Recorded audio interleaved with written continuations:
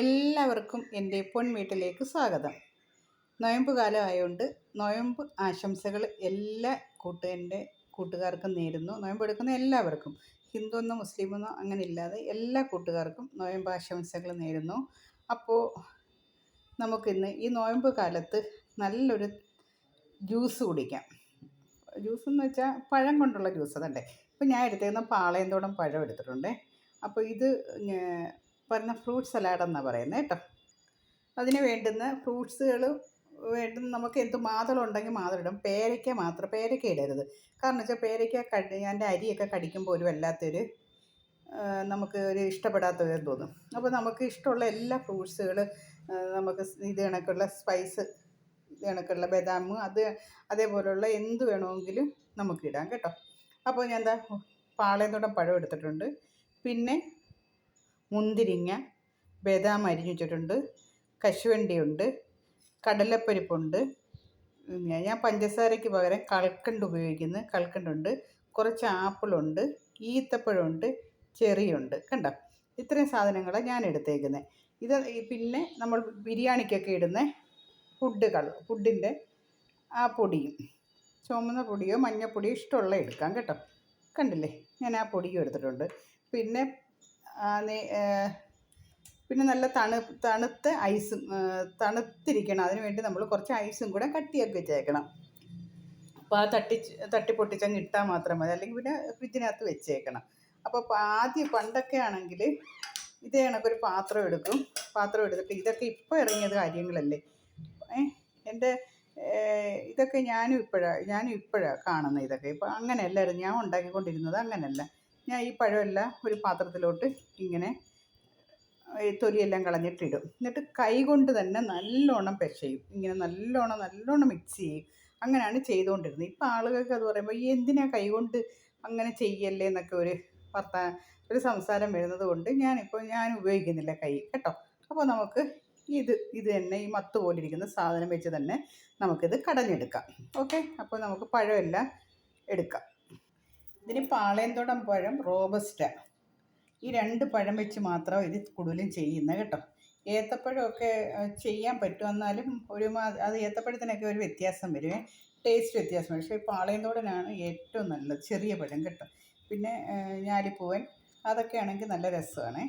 അപ്പോൾ നമുക്ക് ആവശ്യാനുസരണം ചെയ്യാം. 1 കിലോ പഴത്തിന് ചെയ്ത് വേണമെങ്കിൽ വെച്ചാൽ 2 ദിവസമൊക്കെ എടുത്തു വെച്ച് നമുക്ക് കുടിക്കാൻ പറ്റും കേട്ടോ.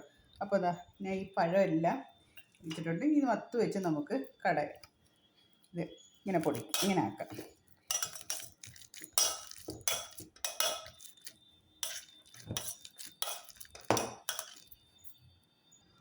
ഇതേണ്ട നമ്മൾ പഴമൊക്കെ നല്ലോണം ഉടച്ചിട്ടുണ്ട്. ഇനി നമുക്കൊരു ഇങ്ങനെ തവി വെച്ച് നമുക്ക് വീണ്ടും നല്ലോണം ഉടച്ചെടുക്കണം. ഈ പഴം ഉടയണം നല്ലോണം, അതാണ്. ഇനി അതിൻ്റെ കൂടെ നമുക്ക് കൽക്കണ്ടിടാം.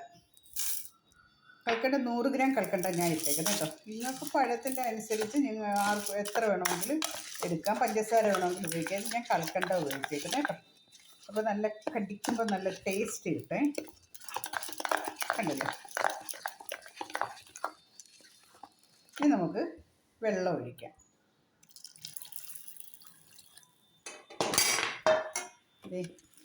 ഞാൻ 1 കപ്പ് വെള്ളം ഒഴിച്ചിട്ടുണ്ട്. കണ്ടില്ലേ, 1 കപ്പ് വെള്ളം ഞാൻ ഒഴിച്ചിട്ടുണ്ട്. ഇനി ഒന്നുമില്ല, ഇനി നമുക്ക് ഓരോ ഫ്രൂട്ട്സുകളും ഇതിലോട്ട് ഇടുക.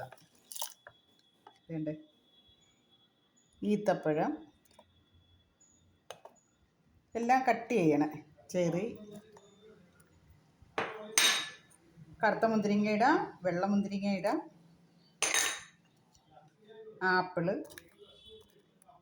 ആപ്പിളോ തണ്ണിമത്തനോ എന്ത് വേണമെങ്കിലും നമുക്ക് അരിഞ്ഞിടാം. ബദാം,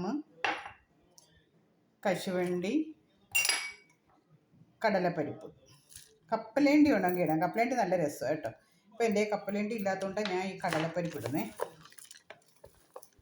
കണ്ടില്ലേ, അതാ ഇതേപോലെ നല്ല കട്ടിക്കിരിക്കണം. കുടിക്കാൻ നല്ല ടേസ്റ്റും കിട്ടും. അധികം കട്ടി ആവുകയും ചെയ്യരുത്, എന്നാൽ അങ്ങ് വെള്ളം പോലെ ആവുകയും ചെയ്യരുത്. കണ്ടില്ലേ, ഈ പൊടി ഉണ്ടോ, നമ്മളെ വിരൽ വെച്ച് ശകലം എടുക്കുക, ഒരു പൊടിയോളം എടുക്കുക. കളർ നമുക്ക് അധികം വേണ്ടെങ്കിൽ കളറില്ലാതെ തന്നെ നമുക്ക് കുടിക്കാൻ വേണമെങ്കിൽ ബീട്രൂട്ട് വേണമെങ്കിൽ ഇടാം കേട്ടോ. ഇപ്പം എന്താ, ഞാൻ മഞ്ഞ കളറാണ് എടുത്തേക്കുന്നത്. ഞാൻ ചെറുതായിട്ട് കളർ ഇട്ടിട്ടുള്ളൂ കേട്ടോ.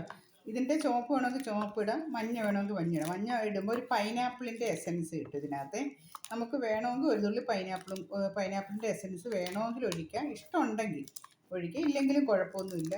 ഈ പൊടി ഒരു പിഞ്ചോളം എടുത്തിട്ട് നമുക്കിത് ഇട്ടാൽ മതി. അതല്ല ഈ പൊടികളൊന്നും ഇടാൻ നിങ്ങൾക്ക് താല്പര്യം ഇല്ലെങ്കിൽ ബീറ്റ്റൂട്ട് ഇട്ടാൽ മതി. നമ്മൾ കുറച്ച് ഐസ് കട്ടിയാക്കി വെച്ചേക്കണം, അത് നമുക്ക് തല്ലിപ്പൊട്ടിച്ച് ഇതിനകത്തിടാം. നോയമ്പ് ബാങ്ക് ഒക്കെ കേൾക്കുന്നതിന് മുമ്പ് തന്നെ ഐസൊക്കെ ആക്കി വെച്ചിരുന്ന ഇത് പൊട്ടിച്ചിട്ട് കഴിഞ്ഞാൽ എളുപ്പം തന്നെ നമുക്ക് എല്ലാവർക്കും ഒഴിച്ച് കൊടുക്കാൻ പറ്റും. നോയമ്പുകാർക്ക് വേണ്ടിയെന്ന് പറഞ്ഞാൽ നമുക്കും കുടിക്കാൻ പറ്റും. എല്ലാവർക്കും ഈ ഉഷ്ണ സമയത്ത് നല്ലതാണ് കേട്ടോ. അപ്പോൾ നമ്മുടെ ഫ്രൂട്ട് സലാഡ് ഇവിടെ ശരിയായിട്ടിരിക്കുന്നു. റെഡ് വേണമെങ്കിൽ നിങ്ങൾക്ക് ഇടാം കേട്ടോ. ഇതിപ്പോൾ മഞ്ഞയാണ് ഞാൻ ഇട്ടേക്കുന്നത്. അപ്പോൾ എല്ലാവർക്കും എൻ്റെ വീഡിയോ ഇഷ്ടപ്പെട്ടെന്ന് വിചാരിക്കുന്നു. എൻ്റെ വീഡിയോ ഇഷ്ടപ്പെടുകയാണെങ്കിൽ ലൈക്ക് ചെയ്യണം, ഷെയർ ചെയ്യണം, സബ്സ്ക്രൈബ് ചെയ്യണം. അതേപോലെ എൻ്റെ നോയമ്പ് പിടിക്കുന്ന എല്ലാ കൂട്ടുകാരും ഇതേപോലെ ഒരു സലാഡൊക്കെ ഉണ്ടാക്കി നോയമ്പൊക്കെ മുറിക്കണം. അപ്പോൾ ക്ഷീണം മാറും, ഉത്സാഹം വരും. അപ്പോൾ കണ്ടില്ലേ, നല്ല അടിപൊളിയായിട്ട് നമുക്ക് ഗ്ലാസ്സിനകത്ത് ഒഴിക്കാം. നമ്മുടെ ഫ്രൂട്ട് സലാഡ് ഇവിടെ ശരിയായിട്ടിരിക്കുന്നു. ഇത് കഴിക്കുമ്പോൾ നല്ല രസമാണ് കേട്ടോ. ഈ കപ്പലണ്ടിയും ചെറിയും ആപ്പിളും അണ്ടിപ്പരിപ്പും എല്ലാം അങ്ങോട്ട് കടിച്ച് കഴിക്കുമ്പോൾ നല്ല രസമാണ്. പിന്നെ ഇഷ്ടമുണ്ടെങ്കിൽ നിങ്ങൾക്ക് ഐസ്ക്രീം ഇതിൻ്റെ മുകളിൽ വെച്ച് കുട്ടികൾക്കൊക്കെ ഇഷ്ടപ്പെടുമല്ലോ. നോയമ്പ് കുടിക്കുന്ന കുട്ടികൾക്കും നമുക്ക് എല്ലാ പേർക്കും കുടിക്കാൻ പറ്റുന്നതാണ് ഈ ഒരു ഷേക്ക്. എല്ലാവരും ഉണ്ടാക്കി നോക്കണം.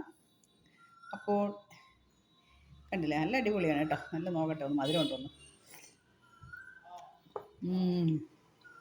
കിട്ടില്ല കേട്ടോ, ചോദിച്ച് കുടിക്കണം. ഓക്കെ, അടുത്തൊരു വീഡിയോസ് തൊട്ട് അടുത്ത ദിവസം കാണാം. അതുവരെ എല്ലാവർക്കും നമസ്കാരം.